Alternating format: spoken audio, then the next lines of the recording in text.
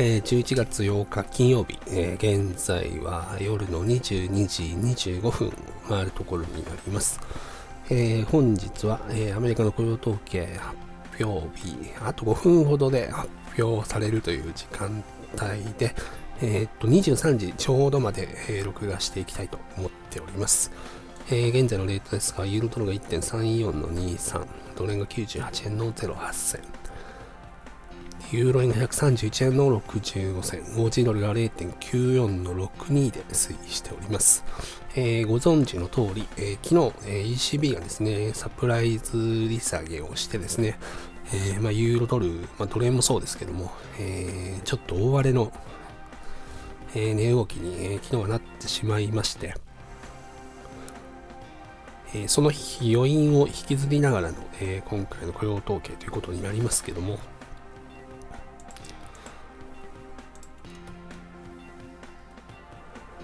事前予想の数字が出てまして、非農業部門雇用者数がプラスの12万人で、失業率が 7.3% という、予想が出てますね。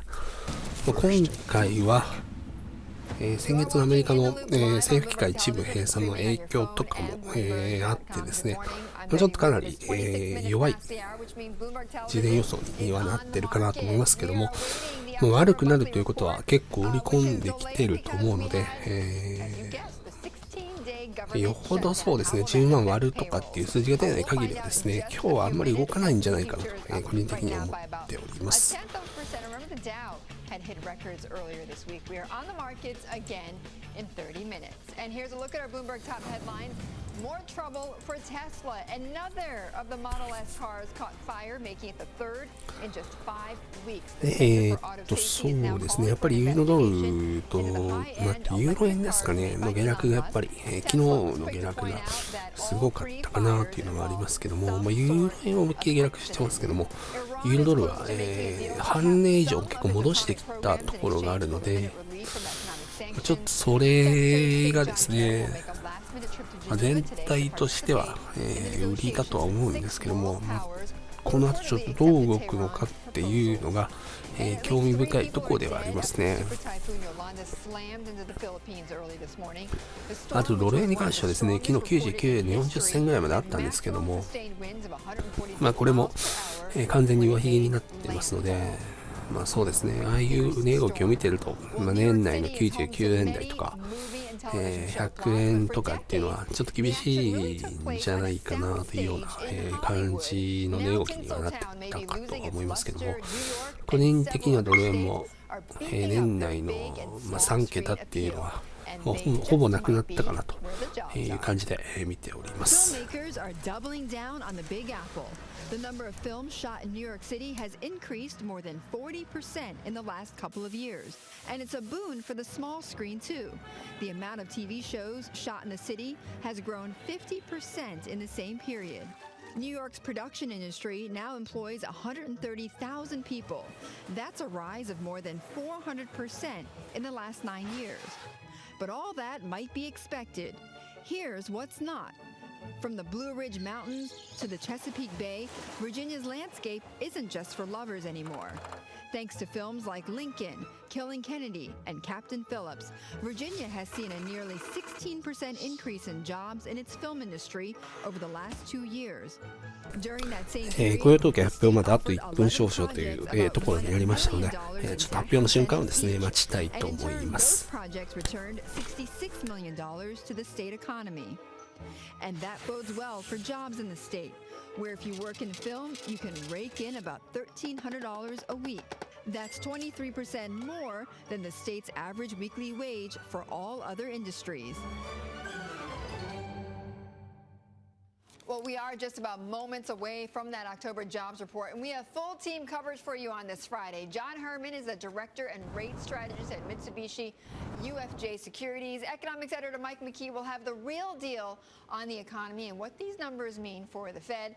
Markets reporter Olivia Stearns is tracking any reaction in the markets, and Chief Washington correspondent Peter Cook is at the Labor Department. He will have those numbers in just a few seconds. Here is what we're looking for. We're looking for the jobless rate to rise to 7.3%. That would reverse a decline. That would reverse 3 months of declines. Also, 120,000 jobs are expected to have been created in October. That would be the second smallest increase in jobs for this year. So nobody's expecting a home run here in jobs. Peter?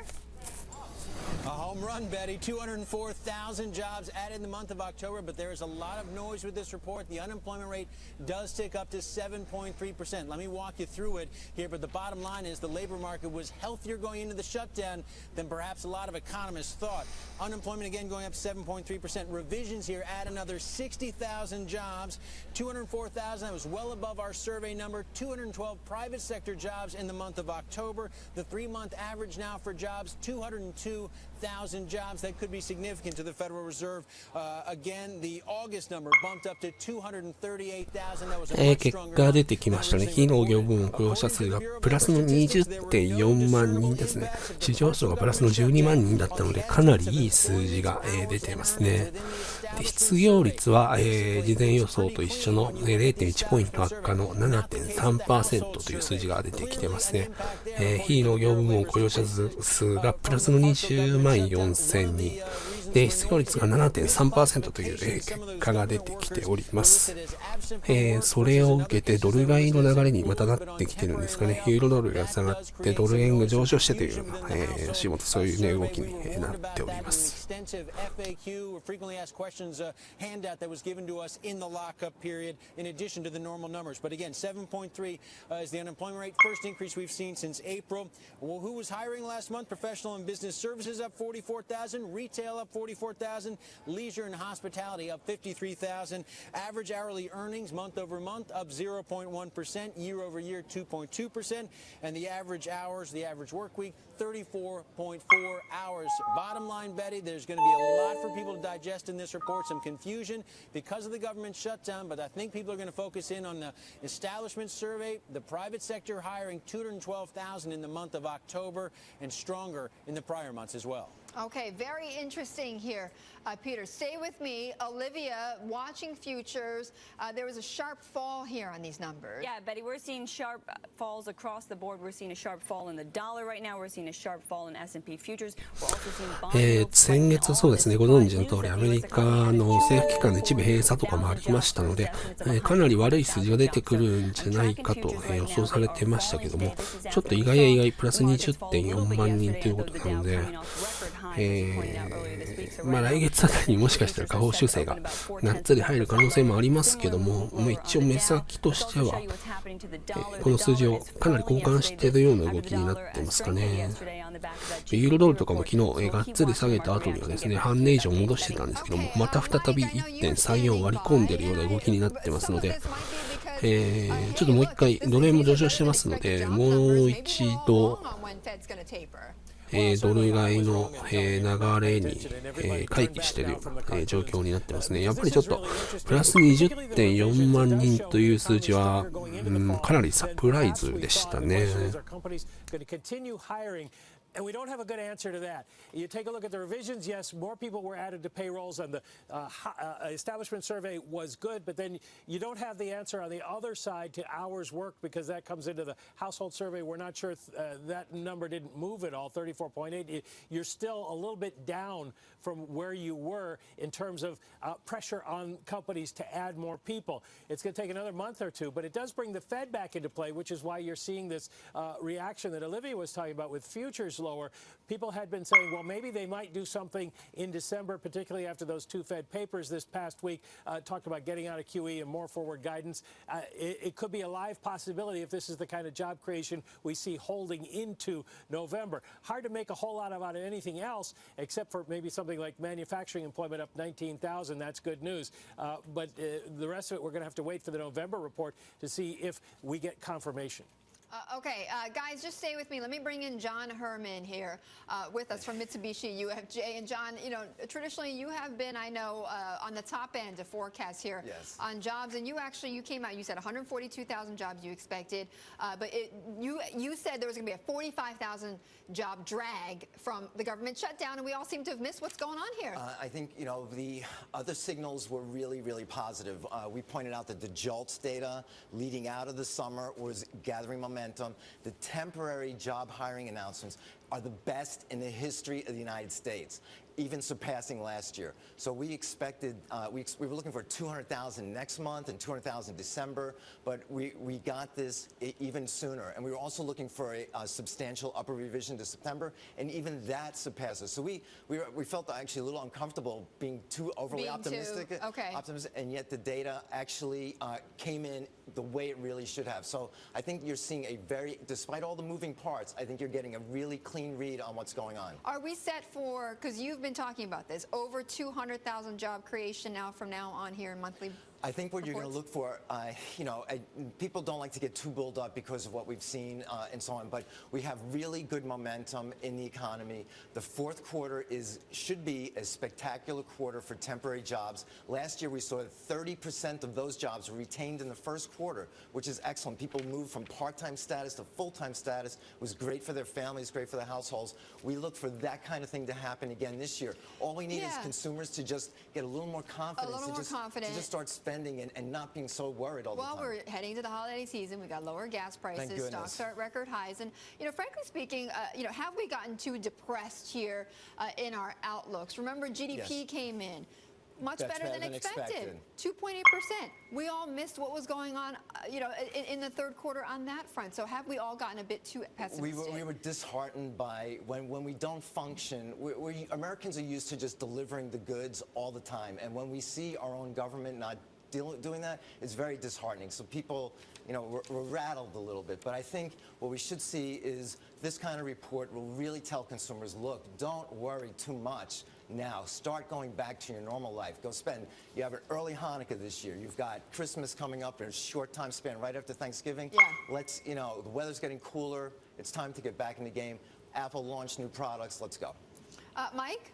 Yeah, I want to bring in something we didn't even mention here, and that is we had the income and spending report for September that we had delayed, and it just came out at the same time as the labor report. Wages and salaries up 0.4%, a pretty good performance, John.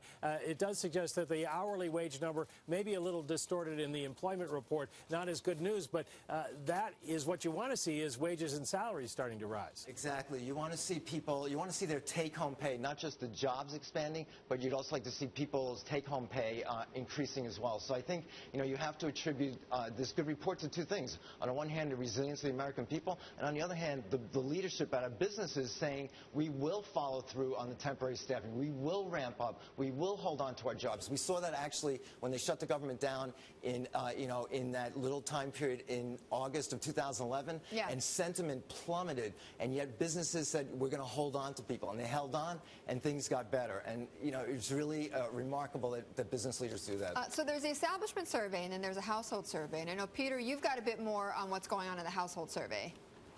Well, I just think there can be some real questions about, especially the household survey, how much people can really bank on this report. And I want to show you again, we get several documents in the traditional lockup here, and we got one extra one. That is this 6-page handout, and it basically walks us through 8 questions surrounding the collection of this data, both the establishment and household survey, and how the shutdown affected the Labor Department's ability to collect this information, what happened during the survey period. Again, the statement they make here is that there was no discernible impact on the establishment survey, but that's not the case for the household survey.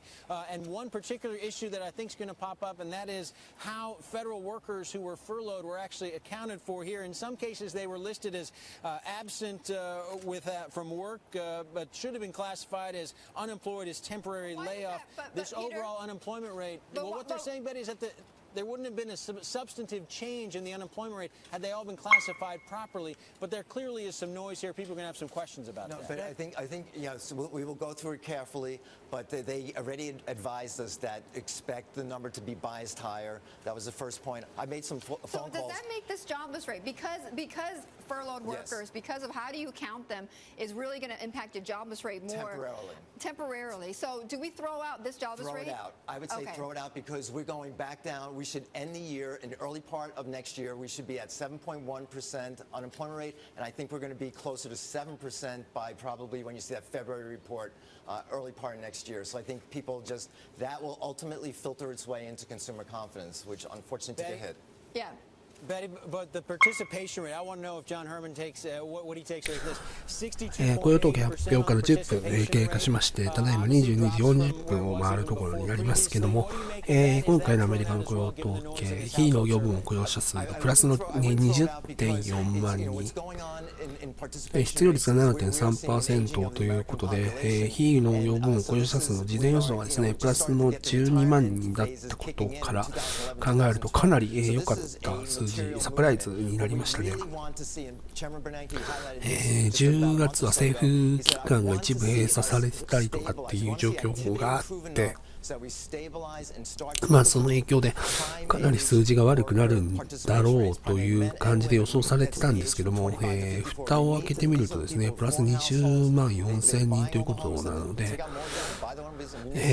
ちょっと来月以降、大きく下方修正がもしかしたら入るかもしれませんけども、足元の数字だけで見るとですね、市場の方もかなり交換してドル買いの流れになっている状況ですね。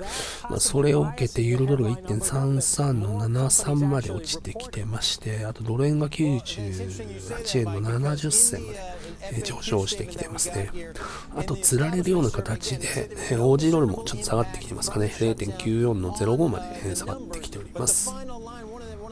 Is the response rate for the establishment survey was above average. They got more reporting than they otherwise would during the period. And I did ask the question in there whether or not that had an impact here. And it wasn't clear to me that it has a direct impact right here on the results themselves. Mike, that's actually a really good point. Yeah. We put out a note on that earlier this week. And what we saw in the previous shutdown, 1995-96, that it actually did help to boost the reporting rate, and that did help push the numbers up. But I would not say that that's overstating it. What it does is that the subsequent upward revision has now been sort of encapsulated here in this report, and it's a solid straight read. John, thank you. John Herman, rate strategist at Mitsubishi UFJ, and also economics editor Mike McKee, our chief Washington correspondent Peter Cook, and also Olivia Stearns, who's been tracking the markets. We'll be back in 2 minutes right here on In the Loop.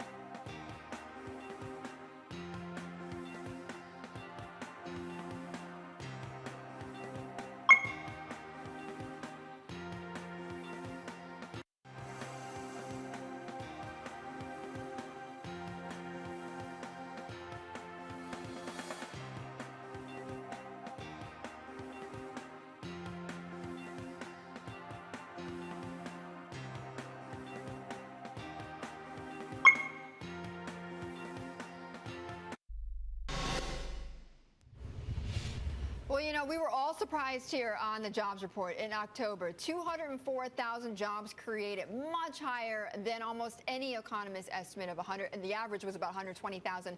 The jobless rate, though, ticking up to 7.3%. That number would have been more influenced by what we saw in October, the 16-day government shutdown. For more on the number, I want to bring in a man who lives and breathes data, Bloomberg surveillance anchor Tom Keene. Give me your take. My take on this is John Herman has the clearest crystal ball of anybody on Wall Street. He has been a piñata because he's optimistic. And once again, he's essentially absolutely nailed it with this number. Jim Glassman framed it, Betty, as 150,000. Just big number, 200-some thousand with a constructive revision. Within that, there's a lot of shutdown noise here. Victoria Stilwell in our Washington office writing about that relationship of politics into jobs. We've definitely seen that here. I would say the one thing that sticks out is the labor participation rate is like this, and then goes like this, which is that government shutdown.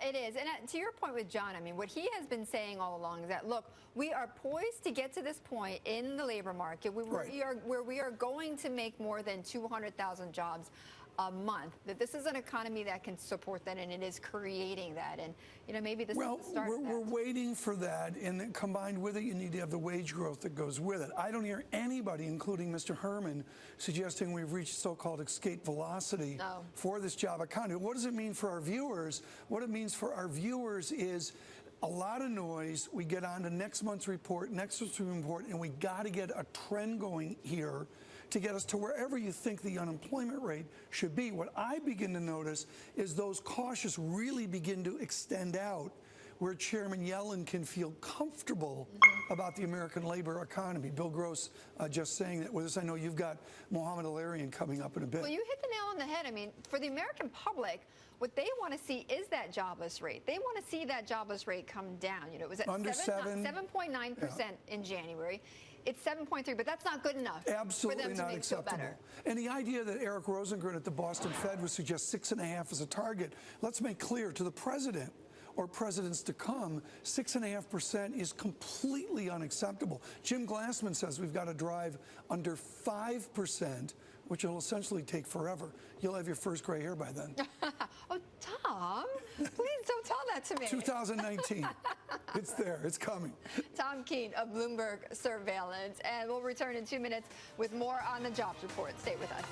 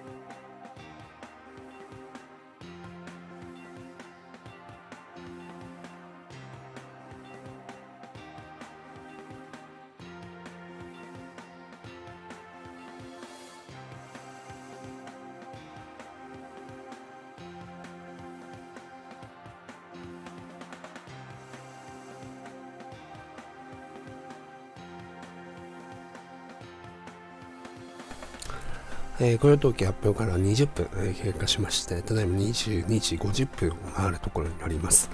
今回の雇用統計ですけども、非農業部門雇用者数がプラスの20万4000人、失業率が 7.3% ということで、非農業部門雇用者数が大幅に、改善している、ちょっとサプライズ的な結果になりましたね。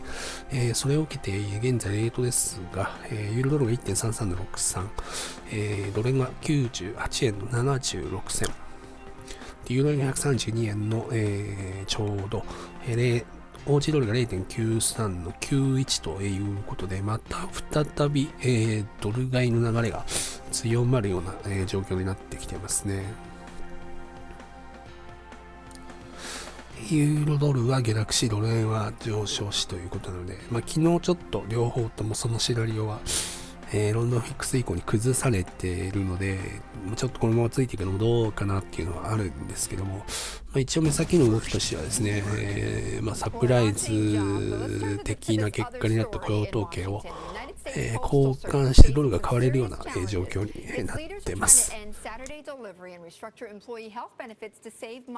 Bloomberg surveillance anchor Sarah Eisen spoke with the Postmaster General and CEO Patrick Donahoe about cash at hand at the post office. We have about 9-10 days of cash on hand. We're a big cash business, so every day $250 million in cash comes in the front door, so we're okay that way. So we're all wondering what's going to happen with our Saturday mail. Yeah, did you hear that? 8 or 9 days of operating service. Saturday mail still is happening, but part of this new reform is to get rid of it. It's certainly a dire financial state, but he does say that they've been here before, they've dealt with this kind of pain, and there's even something to potentially cheer about as far as business goes. The big change will be packages. We'll have about a 12% lift in packages. We think a total for the season of about 420 million packages. 420 million packages to be shipped this holiday season. That's a bump up, as he said, of 12%. It's better. Still, big picture, the post office has lost more than $40 billion since 2007. Partly on less mail. People don't pay their bills by mail anymore. They don't send greeting cards. But mainly it really has to do with this obligation that the post office has to pay $5.5 billion a year for health fund for future retirees. That is the law. So what needs to happen here, according to the Postmaster General, Congress needs to act. It needs to pass his proposed reform. We'll continue to do what we do. We do a great job delivering the mail. There are other efficiencies that we pursue ourselves. We'll continue with that. But Congress has to act. They have to act now and get this resolved. And that reform includes that controversial ending Saturday delivery plan. That's part of the effort here to save money. It also restructures the employee health benefits. It's been overshadowed by partisan fights, the shutdown, debt problems in Washington. He says that has to happen immediately because the post office is hanging by a thread. It really is. Okay, thank you, Sarah, for bringing that for us. Sarah Eisen, our Bloomberg surveillance anchor, and we'll return in 2 minutes.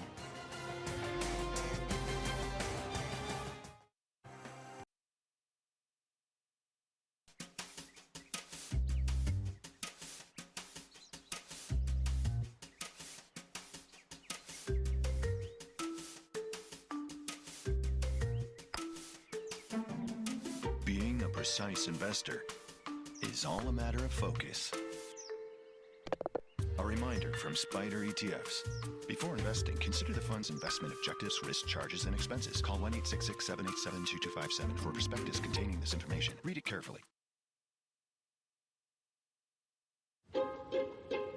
Opportunities aren't always obvious. Sometimes they just drop in. CME Group can help you navigate risks and capture opportunities. We enable you to reach global markets and drive forward with broader possibilities. CME Group, how the world advances.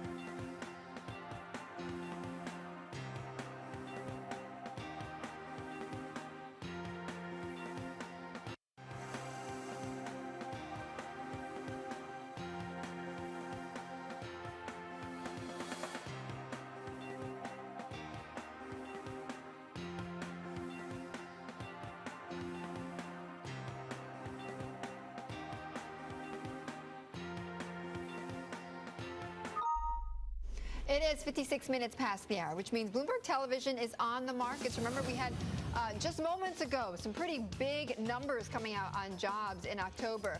204,000 jobs created, much higher than the 120,000 that economists expected. The jobless rate staying at 7.3%. We are on the markets again in 30 minutes. And coming up in the next hour, Whole Foods is facing a slowdown in same-store sales. A strong competition from organic brands heats up. CEO Walter Robb will talk to us about the outlook for the popular supermarket chain. And Mohammed El-Arian from PIMCO will be joining us in a moment.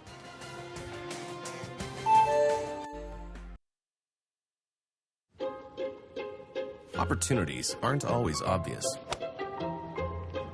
Sometimes they just drop in. CME Group can help you navigate risks and capture opportunities. We enable you to reach global markets and drive forward with broader possibilities. CME Group, how the world advances.